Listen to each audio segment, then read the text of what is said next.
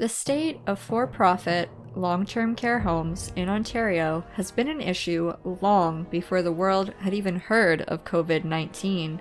The pandemic brought the abysmal conditions inside these facilities to the surface, exposing the general public to the atrocities our vulnerable senior citizens experience when they are left in a long-term care center without the proper resources. Unfortunately, this has happened for decades and will continue into the future unless some serious changes are made. Such was the case here at Versa Care in Lambeth. This is the history of the former Versa Care Centre, a for-profit long-term care centre in Middlesex County just outside of London, Ontario. Allegedly, Versa Care was owned by Helmut Buxbaum until his murder-for-hire trial in 1986, where he was found guilty of hiring a hitman to kill his wife in a fake carjacking. Hannah Buxbaum was shot 3 times in the head on the side of a London highway. While it is true Buxbaum owned several LTCs in and around London at the time, and he was forced to sell his portfolio of elder care facilities in order to pay for the trial, I was unable to confirm if the Gideon Drive property was one of them. The almost 10-acre property on the corner of Gideon Drive and Brigham Road was chosen in 1968 as the perfect location to build a seniors' care facility. Construction began and Versa Care Centre was opened in 1969, promoting itself as an ideal place for elderly relatives to move into to be looked after by caring professionals in a charming country setting. However, this was entirely up to the home's discretion, as there were no legal requirements placed upon elderly care facilities. The lack of standards enraged citizens, and eventually, in 1972, the Ontario government fixed the Nursing Home Act, mandating minimum care standards for residents of these facilities. The 2-story facility was approximately 34,000 square feet, with plenty of outdoor space for recreational activities.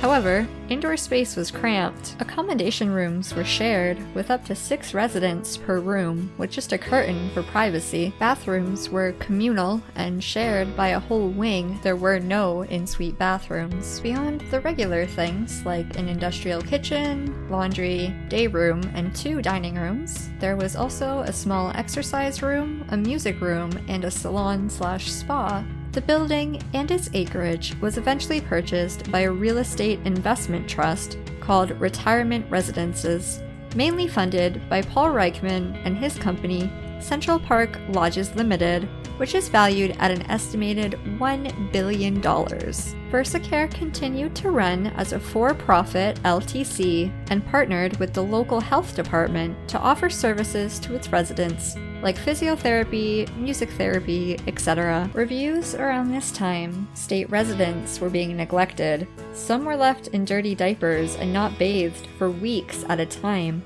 The building smelled of urine, and one family even reported to the Toronto Star that they had to rescue their mother after less than a month at VersaCare Lambeth. An anonymous comment left on Urbix Berry's post states a woman even died there after a fall while attempting to make it to the bathroom. VersaCare Centre was part of a testing program in the early 2000s where they dedicated an entire wing to high-need patients. The ones with extra feeding or bathing needs were to be housed together. As care standards increased, so did building standards, and the aging Versa Care building was not able to meet these new requirements, including larger hallways, more square footage per person per bedroom, etc., causing them to risk losing their license. Instead of upgrading the facility, funds were spent building an entirely new facility called McGarrow Place. The patients from VersaCare Lambeth were moved to the new facility on June 18, 2006. Shortly after, the Gideon Drive property was vacated entirely. Lots of equipment and materials were left behind, and the plan was to sell the retirement home to another LTC company but that never happened. The property was listed with Colliers International for $699,000 and would remain on the real estate market for almost a decade before being purchased in 2013 for an unspecified amount by a private boarding school company. They began renovations only to find that the building was full of asbestos, far exceeding their renovation budget. Abatement stalled and the property was placed on the market once again. In 2016, Hyde Park Crossing Limited purchased the property and initially proposed making it into a retirement home again, but upon doing some market research, the idea was deemed unviable. Instead, in 2017, a proposal was made to convert the building into 40-plus self-storage units. The plan was approved with conditions. It's now 2021, and from Google Maps Street View, it appears as though progress is being made, but the self-storage facility has yet to open to the public. The former real estate investment trust divested the majority of its holdings, and the former Versa Care company has merged into Revera. During COVID, Revera's LTCs had a death rate of 6.3%, while nonprofits averaged around 2%.